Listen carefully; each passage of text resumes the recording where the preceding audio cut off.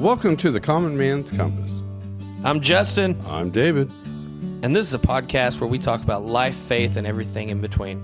A conversation where anything goes and you never know what we're going to talk about. But no matter what, we always try to keep God involved. So we hope you enjoy the podcast. And we hope you enjoy going on this wonderful ride with us. And we're glad you're here. That button. Go ahead. That is totally on recording. All right. Hey, everybody. How's it going? And we're back! That's David's Clint Eastwood impression. You feel lucky? He's got to maintain composure now. He totally does. You can't tell, but I'm doing the stare. So today we have a guest. It's my buddy Trace over here. What's up? What up? Hello. So what have you been up to, Senor Trace? Working like a dog, anywhere from like 60 to 84 hours a week. And that is blue collar life. Yeah. You're End of story. Podcast over. That's all. It's like what it's instead of you might be a redneck, you might be a blue collar if you forget where you live. I haven't had that happen just yet, but I tell you what, I do listen to Nutshell on the way home, and I do hate myself. I'm just kidding. No.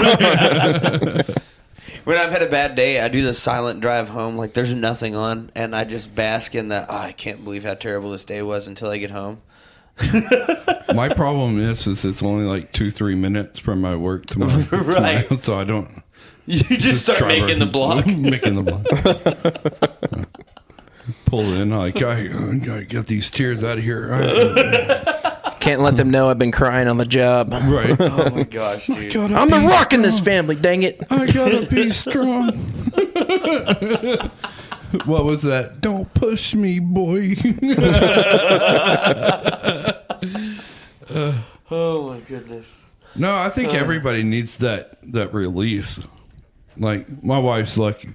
I'm lucky because my wife gives me like the 30-minute, like, let the kids leave me alone for 30 minutes. So when I come home, I can take work away and then put home on. I can dig that. It's nice. I mean, I wouldn't say I'm lucky because I work the night shift, but I do come home and everybody's asleep, so I get that automatically. Nice. Yeah. That being said, working nights sucks. Oh, I bet. I bet. But I've been used to it because I've been doing it for the last nearly 10 years. Yeah, but like, I'm gonna sacrifice sleep so I can be around the family. Yeah, I've been there. It's not fun. Yeah, it's definitely a sacrifice you got to make. You can't do anything you really planned because I don't know. It's just 12 hours of your day is taken up by your job. Well, Right. at least in my situation. Yeah. Some people have 8 hours. Some people have 12 hours. Just depends on where you work at. Turn that off. Yeah, I totally forgot to turn my ringtones and Get all that that out of jazz here. down.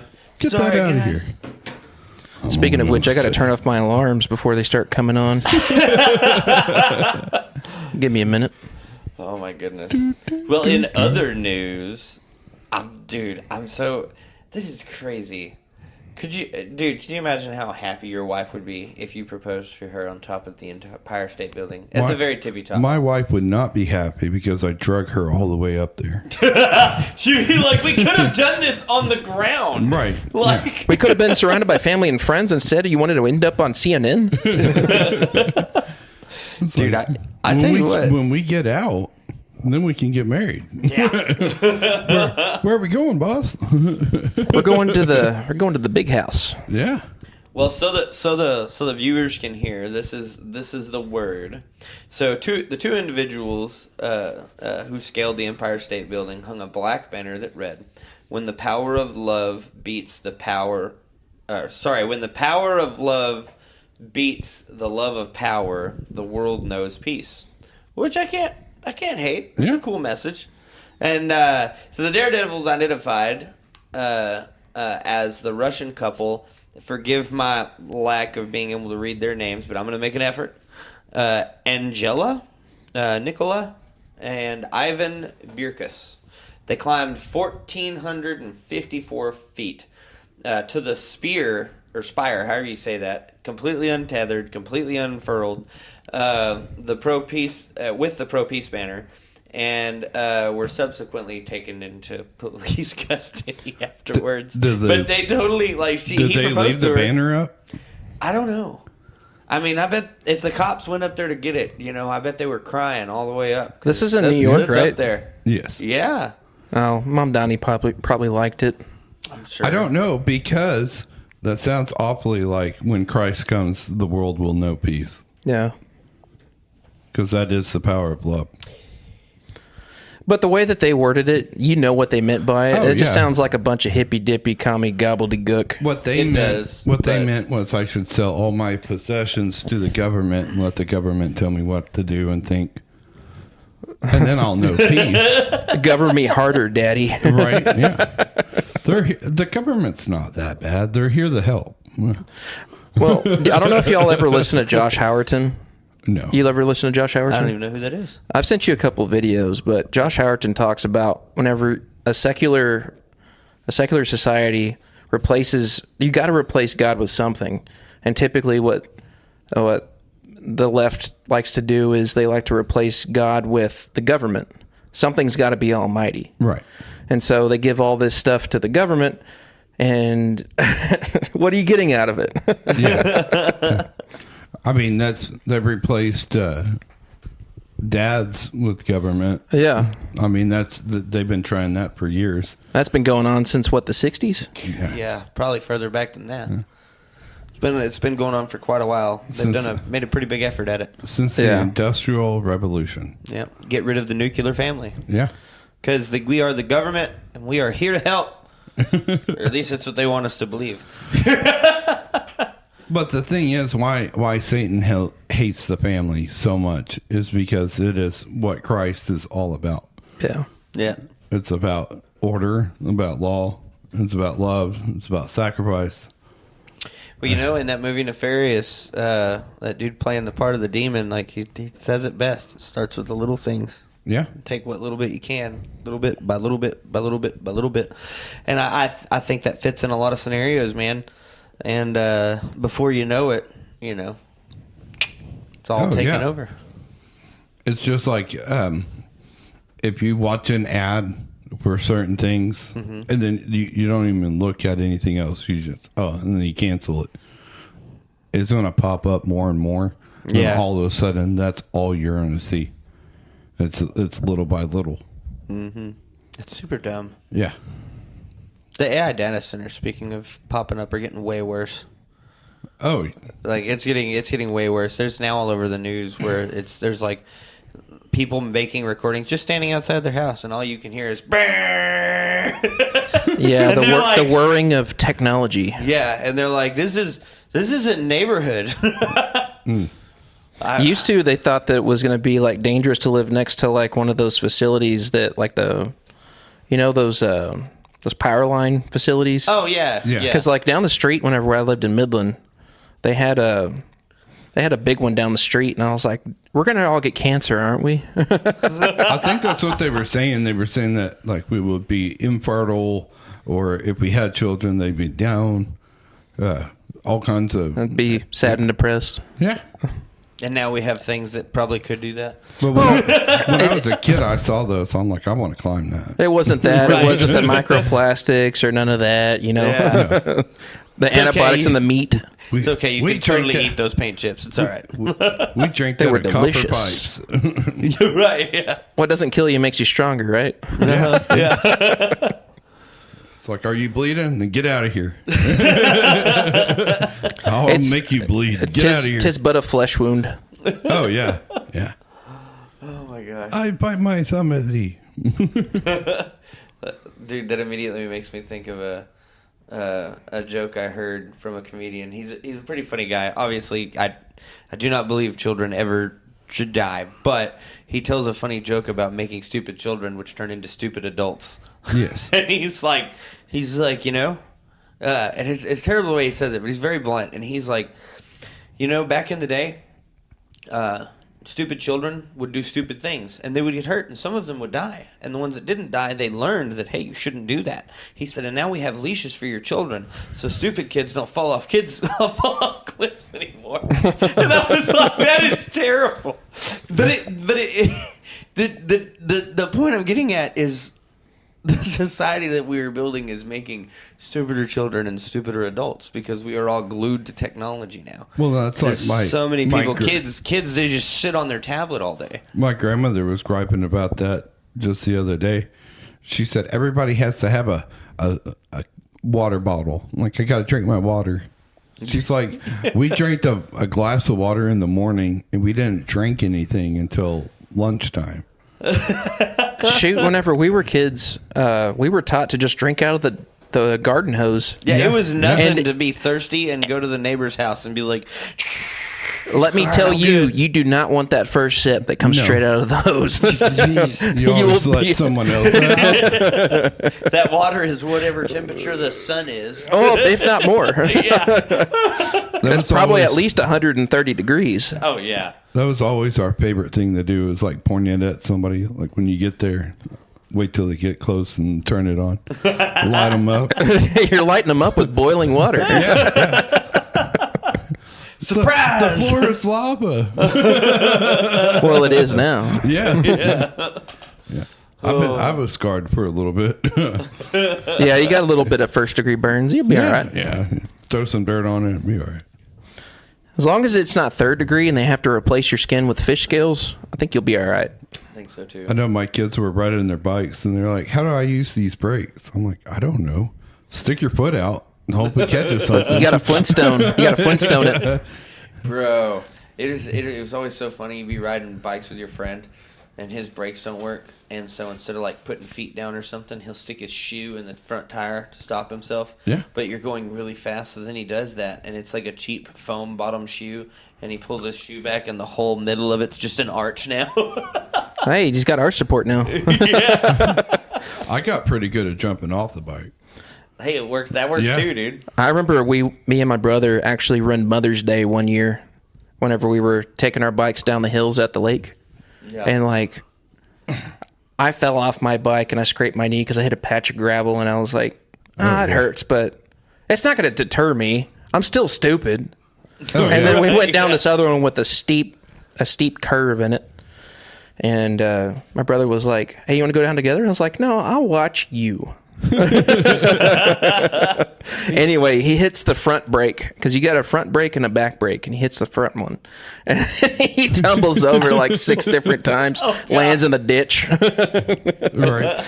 And, I mean, it wasn't funny at the time because he did get stabbed in the abdomen by one of the brake handles. Oh, and so I was like, Yeah. Mom. And my mom comes back home from the ER, and she's like, you just had to ruin Mother's Day, didn't you? I was like, oh, it's Mother's Day? My bad. I know every time we would hit gravel or we would fall on our face, the first question was, does it look cool? You know? And I'm like, how did we go from that generation to my kids can't go outside unless they have all the sunscreen on and bubble wrap around them? Yeah. It's like, ah. I tell you what, man. I have a story, and if Drew is listening, Drew, story is about you, and I'm telling it because it's awesome. And if we had video, I would totally show the picture to show what he looked like afterwards. It was bad. So, for the viewers in our town, behind one of our schools, there used to be a military base back there. A lot of this area we live in used to be a military base way, way, way, way back in the day before we were ever even thought of. Now it's all a neighborhooded area and residential and, just part of the town. Well, behind that school, there's some apartments. And right next to those apartments is what used to be the military base. And you can still go walk around over there and you'll see old foundations of buildings. And it's like the old military concrete all through there you can walk on. And it's not fenced off. It's totally legal to be back there. You can totally be back there. Well, they had these dirt hills that separated like the main part where you would come in. It separated that from the like the little foundation stuff. And they did that so that people wouldn't drive their cars back there. Well, now there are boulders set up on top of that, and I'm like super convinced that it's because of what happened that day. So me and Drew and Patrick, Patrick's my cousin, and we're all very young adults. And we have this bright idea, even though I have a perfectly good vehicle, let's be children and ride our mountain bikes. And Drew, says, I want to come. So me and Patrick and Drew take off. We all, I go grab my bike and we grab their bikes and we take off and we're riding. And we're like, let's go jump these hills. We show up and Drew goes, I've never jumped a bicycle before. And I was like, what? You're going to learn today. You're going to learn, bro. Well, the problem is with this hill is I'm like 5'8". This hill is probably 4 foot tall. And the grade on this hill is very steep. And it's a dirt hill. It's just a mound of dirt. And it's been there for years, so it's packed. So like it's not squishy. You're not going to hit it with a front tire and it bury. You're going to hit it and you're going to go. And it's pretty steep, but you'll catch some pretty serious air, on this somewhere in the neighborhood of 3 to 4 foot tall hill. Well, so I tell Drew, I'm like, bro, so here's what you do. You pedal as fast as you can. And when you hit the hill, be standing up on your bike. And the second your front tire leaves that hill, pull up on the handlebars a little bit, and you should land. You'll be all right. But make sure you're standing. He's like, got it. So I jump the hill. I land, turn around, and look back. Patrick jumps the hill. He lands. He turns around and looks back. Drew jumps the hill. Forgets everything I told him to do. Well, he comes. I'm sorry. I'm thinking about it. As soon as that bike left that hill, he was not standing up. He did not pull up on the handlebars, and he was hauling butt, dude. And that front of that bike did a nosedive, and he went face first. Didn't even put his hands out to slow himself down. Just face concrete. Ah! Oof. Dude, Drew made a noise that made me at first believe he was dead because I didn't know your neck could bend that direction like that and still live. And so he hits and it loud smack, and then all we could hear is Perfect. yeah, goal. I'd give it about Street a 10. Fighter. Yeah. So we run over there. Patrick grabs a bicycle with one hand and just like throws it. And I'm like, wait. Drew, are you okay? Are you okay? And all he can say is,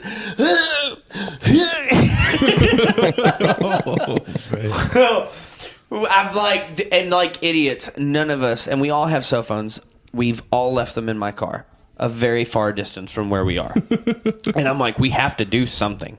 And so we get Drew stood up. We help him because he almost can't walk himself. And we help him get to that little apartment complex I was telling you about right there. Well, we sit him on a random folding chair, and he has blood just pouring out of his face. So I take my shirt off because he's saying, hey, I can't breathe for all the blood. So I take my shirt off, and I start patting this, trying to soak this blood off his face because I don't want to wipe because he's like, it's bad.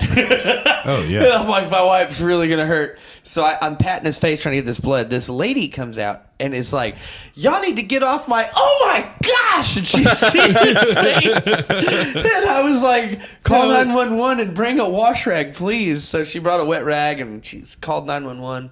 Well, I've put my now Drew blood covered shirt back on, for whatever reason. And then I'm taking this rag and I'm trying to help Drew out. The first person that shows up is a police officer, which you don't understand because I could throw a rock and hit the fire station. How was he the first guy that got there? Anyways, so he pulls up, he gets out of the car, and he goes, ooh! And I was like, geez, man. Well, then he's like, he says, so what happened? And we tell him, and then he looks at my shirt, and he looks at Drew's face, and he goes, sir, are you sure this young man just didn't beat the brakes off you? I was like, bro, he's my friend. Like, we were literally jumping that hill right there, and this happened. And he's like, okay, cool. Well, the ambulance shows up. Well, they get Drew in the ambulance, and they take him to the hospital. We end up having to ride our bikes back. And we ended up not even going to my car because it was further to get to my car than it was to get to the hospital. So we just rode bicycles all the way to the hospital, and then I had to make a phone call to get somebody to bring my car up there. It was a whole thing. Well, we get there, and Drew is now already in a room. They've got him to quit bleeding, but his face is still pretty goobered, and the doctor comes in, and I don't want to say his name on podcast, but he's a great doctor. He's really good at what he does. But he comes in, and first words he says to Drew are, "Well, you're not going to get any girls looking like that, are you, Frankenstein?" It's like, yes. Well, and so we started asking Drew, because now you got to know, like, do you remember anything? What was the first thing you read? Because it was a crazy thing that happened, you know? Oh, yeah. Pretty violent. And so I was like, bro, do you remember anything? And he goes, nope. He said, literally, the last thing I remember is coming off the hill and looking at pavement, and then next thing I remember, I'm sitting in this hospital bed here. Like I don't remember. He doesn't remember any of it. Yeah, he's got a concussion, definitely. Oh, for sure. And so he didn't remember any of it. And Patrick's like, so I gotta know, what was the very first thing that went through your mind when you realized it was going bad? And Drew goes, crap. That's all I remember fucking thinks, crap. And so, dude, it was so funny. And I felt so bad for him that I paid for his medication and stuff, you know, because I was like, this is totally my fault. Even though he was like, yeah, I can totally jump bicycles with you, I just don't know how I'm going to try it. That was a big hill. Like, this was like, if you're going to learn to jump bicycle, you need to, like, learn on a speed bump or something first. And I was like, full send, we can do this. So was it like, you know, any sweet jumps? Dude, it was bad. I will never forget that as long as I live. That's like, I've hurt myself on bicycles a whole bunch, but that's got to be like the craziest story on a bicycle I got. That's it. Poor Drew. Yeah. Well, he's alive.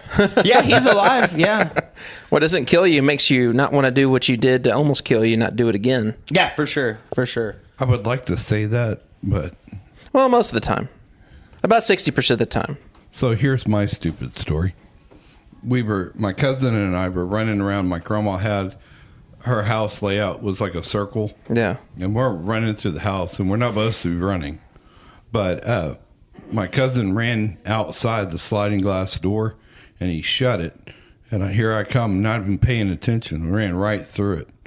And so they're picking glass out of me, making sure I'm okay. I got in trouble. They get the new sliding glass door like 2 weeks later. My cousin and I are running around the house. You're not supposed to be running in the house. My cousin ran outside and shut the door. I ran through it again. That time, my granddad did not care if I had glass or not. He was whooping me while they were picking glass. And from then on, all the screens had giant orange X's. So when you close the door, you could tell the door is closed. So you ran into the glass door like a dog? Yes, twice. Twice. That's so awesome. And he said, "How many times I got to tell you not to run in the house?" I was like, 3 times. At least. He got me again. At least. I know he was not happy with me. One more should do the trick. Yeah. The second time was scary because when I fell, there was a big, huge piece of glass that's coming for my throat. But my sister grabbed my shirt and pulled me backwards. So I could have got messed up pretty good, but she saved me. We grew up being told not to be like playing around in the windows at my grandma's house a whole lot. She had an old house. Well, those windows are plate glass windows, Yes. and it's not like the windows today where it's tempered and it breaks to little pieces. That Yep. plate glasses, big chunks. They'd like take a hand off, you know. That is how that one guy died in the movie Ghost. Yeah. Yeah, the same thing. Plate Same. glass window. But no, and so we grew up being told that a lot. And one day we saw one of those windows break, and we realized, oh, Grandma was serious. Like, nobody got hurt, but we had just seen how big the pieces were and like how sharp it was, and we were like, yeah, all right, yeah, I bet that'd hurt. If not kill you. Yeah, for sure. What about you, bro? You got any crazy childhood stories? Well, I got thrown out of the back of a pickup one time. That's awesome. Yeah, it was going about 40, and I got some major road rash. I could not sleep on my back for like at least 2 weeks. What happened? Well, I was trying to hold down like some pieces of like 2x4s that were in the back of my brother's truck. Uh-huh. And then I got up a little too high and he took a turn too fast. And then the wood caught the wood was like wedged or wedged my foot, so I was hanging out the back of the truck. Oh god! And I was like, "Stop the truck!"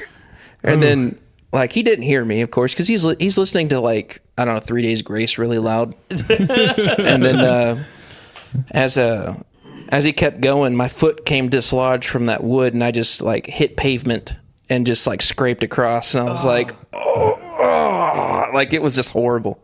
I mean, it wasn't like a life or death situation, but it was definitely painful. Oh, Sounds terrible. Yeah, I don't ride in the back of trucks anymore. No. Oh gosh. You know what I miss? I miss walking around in the yard with no shoes on. No, I can barely walk through the house with no shoes on.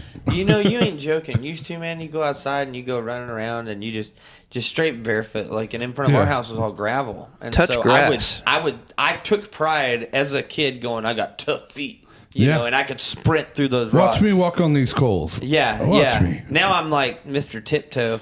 Yeah. Like twist your ankle, tripping over a sock. Yeah. Yeah. Or walking a dog. Or yeah. I totally walking called a you dog. out. Sorry. David twisted his ankle the other day walking the dogs with me. We went and for Father's Day. I took one of my dogs. He took one of his dogs. We just went for a walk, and we were walking, and he didn't say anything. Then we got back to the house. He's like, "Man, my ankle is really hurting." I was like, "What?" And he goes, "Yeah, I twisted it." I was like, "I should have said something." Well, it didn't hurt until I like sat down. Yeah. And I got off it. And I then was the like, blood rushed towards Yeah. it, and he started getting the swelling. How's it feeling, by the way? It hurts. Not good. And I think what hurt the most was I learned patience because I had to go to the ER because I thought I broke it or I cracked it 10, 12 years ago. Mm-hmm. The same ankle, same foot. And so I'm like, that feels like I broke it again. And sat there for 4 hours for them to go, no, it's not broke. Take some aspirin. I'm like, Took some baby aspirin. yeah. I was like, oh, thanks. And then I took a week off from work. Yay. There's one thing I love to do, and that's sit and watch TV. There's another thing that I can't stand, and that is being forced to sit down and watch TV. Yeah. I don't know why, but it's like I can't move. I have to sit here. Everybody wants something they can't have. Yeah. And then I thought, oh, look at me. I'm doing good. My foot don't hurt. Look, I can put all my weight. Oh, my God, that hurts. And I sat back on the couch for another day and a half. It's like I got humbled. I got humbled real quick. Dude, I can't hate. I did that with my right knee. I thought I was, whenever I first heard it, I thought I was like, oh, I'm good. I'm healed. And then I started trying to use it like normal. And I was like, oh, my gosh. Oh, no. Where's my wrap? I got to wrap this thing up. So first day back on the job, what's the first thing you do when you get to your truck? Check the tires. So Oh, I was trying to figure out which job you were talking about. my job. Oh, your job? Yeah, you check the tires for sure. Especially if someone else has been driving it. Check the tires, check everything, because they didn't. How do you check the tires? Oh, I'm old school, man. I walk around and hit them. I know what I feel for. I kick it with my foot. Guess what I did? Wrong foot. It's one of those. You go by and you kick each tire. Yeah. All right, it's still on the rim. Let's go. Yeah. Me, I don't know. I've got enough experience with CDL driving and with mechanic working tires. I can with my hand walk up and go boom on a tire and go, yeah, there's in the neighborhood of 80 to 100. We're good. But you kind of get into it, like you rub around the tire. You gotta get a little sensual with the tire. You need a little air here. Dude, I tell you what, there's nothing worse though than going, like, that's the truth. You go to work the next day, somebody else has drove your truck and they do not care. Right. Because it's not theirs, I mean, it's not technically yours either, but it's not their everyday vehicle at work. So you show up and, I'm not going to mention names, but a certain individual drives your truck and leaves the windows down. You know who I'm talking about, David. Yes. He leaves the windows down, even though you have an amazing air conditioner. And he goes in and out of the landfill all day long, and it turns the inside of your truck into a planter. Yeah. Yeah. It makes me I think so I mad. could handle that than someone's dip cup sitting there. Oh, yeah. I haven't had too. that in a long time because I made a stink out of it. I don't want your spit sitting in my truck for Yeah. the weekend. Yeah. Spitting that wacky tobacco. Yeah. Yeah. Well, that's regular tobacco, not wacky tobacco. Yeah, that stuff. It's dumb. It's super stupid. That's driving truck though for you. They just Yeah. that stuff make you so mad. Or sunflower seeds on the floor. Yeah, Like or the guys that'll just spit in the floor. Ugh. Yeah, that's a real thing. No, I've seen it. Yeah, yeah. it's like, bro, at least roll down the. I'd rather you like get it all over the side of the truck and me have to pressure wash the truck than you spit in the floor. See, I swallowed. I didn't spit it out. Like I was one of those guys. I was a real man. I used to smoke and dip. I did both, and I always spit, but I was always pretty clean about how I did that. I'm glad I don't have that habit anymore, though. Yeah. Yeah. My wife kicked me off of that. She said, "You can do that, but you'll never kiss me." I'm like, "Well, I'll throw it away." You're like, her kisses are so sweet. No, I have this battery I suck on all day. Oh yeah, Which is- over there vaping. Which is horrible. I hate it. At least you're not smoking, but I'll also say you could throw that away too. I don't like those either. I do throw them away when I'm done. But one day, One day it's coming. You got to think about the sea turtles. Yeah. the sea turtles. Sea turtles. What is it? What is it? He's Johnny Depp's like, oh, I strapped a pair of sea turtles to my boots, mate. I heard a horrible joke about these. I won't say on air, but it was pretty funny. It's good to know. Yeah. Good story. Hey, did you hear about that one news topic that I can't talk about on the air? But did you hear about it? It was really interesting. You're totally doing that on purpose, aren't you? Yeah. I'm so confused. He's like, Yeah. For the record, ladies and gentlemen, there's no news topic. David just likes doing stuff like that. yes. Yes. I remember driving everyone crazy because I was like, I want to make a movie about a guy that he like, there's a bad guy and he takes the guy's face and puts it on his face and he goes around acting like he's the bad guy trying to find where, like, I don't know, a bomb or something. Sounds like Darkman. And everyone's like, you mean that? Face Off? No, it's called Face On. And everyone's like, oh. I'm Nicolas Cage is the good guy. I mean, yeah, sure, he could work. I was thinking John Travolta, but I mean, but yeah, it's called Face On Yeah. because he puts his face on. And they're like, it's Face Off. Micah used to get so mad at me, like foaming mad. Michael was funny, though. Trace, I wish you could have met Micah. Micah was cool. Yeah, he was a really cool guy. He passed away, brain tumor, but he wound up. Kids are waving through the window. No, so Get a job. By the way, your rent is due. Right? so he wound up having a brain tumor and died. They thought they'd cured him, and then or is it brain cancer? Brain Yeah, cancer. sorry, brain Yeah. cancer. They thought they'd cured his brain cancer, and it wound up coming back with a vengeance. But he was super cool and super chill about it, and he was so awesome and funny, and he would do dumb stuff like we'd all be going to the store. And everybody go out to jump in the car, and you'd be like shotgun, and Micah would go brain cancer. Fine, Micah. Yeah. You can have the front seat. The sad part was he was telling me he went for an eye exam and there was eye pressure on his eye, so he had to go get it checked out. And he calls me to tell me that, and I'm like, it's a tumor. It's not a tumor. And he called me like an hour later and was like, yeah, it's a tumor. Oh, It's like, crap. A cancerous I tumor. said, whatever. And he's like, no, I got pictures. I was like, oh, man. To this Don't day- you feel like a jerk? to this day, I don't tell that joke anymore because I used to say that all the time. Oh, it's not a tumor. And now it's like, ugh. Man. I mean, it could be. But I mean, he used it to his advantage. He All was, the time. He was a great guy, man. Good sport. All the way to the end, he would laugh and make jokes, and he just like, and I get that because you kind of have to settle in with what you got. You know, Yeah. you can sit there and cry about it, or you can be a man about it and be like, well, it's a hand I'm dealt. I might as well make the most of it. He was my go-to. Like I would be struggling with something, or hey, I just read this in the Bible. What does that mean? And he'd be like, oh, let me tell you. And he would give me other verses. He would really knowledgeable. But he was like my mentor of life. Like, he was the one that told me, hey, you're messing up. Go do this. Like, stop. You know you're doing wrong. But He was a highly intelligent individual. yeah, he wanted to conquer the world through Facebook. He is a keyboard warrior. Yeah. Yeah, oh yeah. He'd tell you to your face too, though. I will say that. That is the difference on Micah. Like, he had no problem telling you, like, to your face exactly what he thought of you. Yeah. He was a good dude. Oh, yeah. Big heart of gold, man. Well, gentlemen, it is that time. Start your engines. You want to pray us out, Mr. David? Sure. Are you ready? Yeah. Right now. Yeah, right now. But first, I need you to follow us on Facebook, Instagram, and now on Spotify. YouTube and Spotify. And Spotify.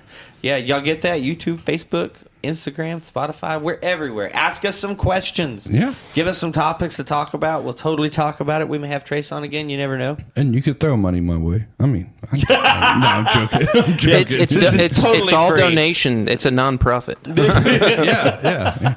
Just for legal purposes, we cannot say that. You're right. We're going to build a wall of guacamole. Guacamole wall. All right. Y'all ready? Yeah. Lord, thank you for today. Thank you for letting us spend time with friends and family. We love you. Thank you again for this awesome place that we call America. In your name, amen. Amen. Amen.